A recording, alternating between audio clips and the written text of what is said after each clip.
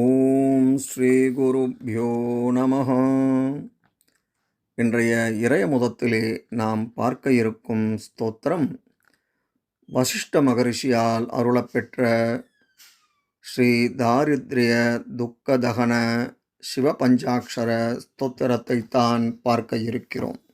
இந்த ஸ்தோத்திரத்தை தினமும் பாராயணம் செய்தால் அனைத்து விதமான நோய்களும் விலகும், சர்வ சம்பத்துகளும் உண்டாகும். அது மட்டுமல்லாமல் குழந்தை பாக்கியம் கிடைக்கும்.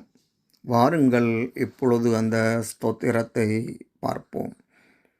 விஸ்வேஸ்வராய நரகார்ணவதாரணாய கர்ணாமிருதாய சசிசேகரதாரணாய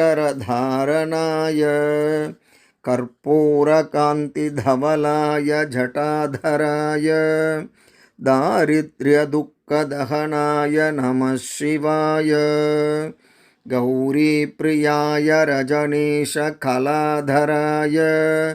காலாந்தகாய புஜகாதிபகங்கனாய கங்காதராய கஜராஜ விமர்தனாய தாரித்ர்யதுக்கதஹனாய நமः சிவாய பக்திப்ரியாய பவரோக பயாபகாய உக்ராய துக்க பவசாகரதாரணாய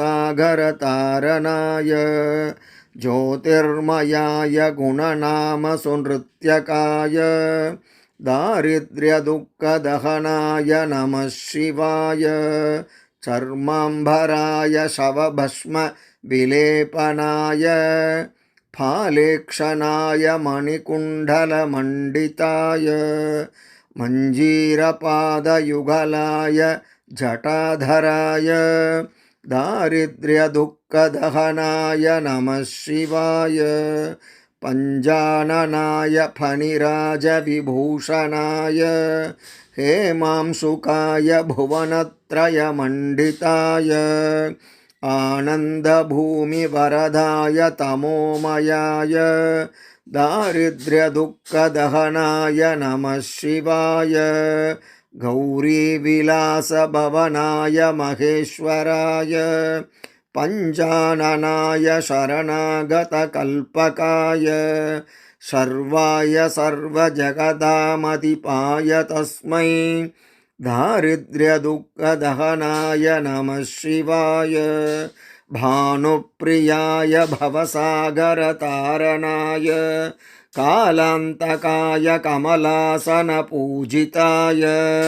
नेत्रत्रयाय शुभलक्षणलक्षिताय दारिद्र्यदुःखदहनाय नमः शिवाय रामप्रियाय रघुनाथवरप्रदाय नागप्रियाय नरकार्णवतारणाय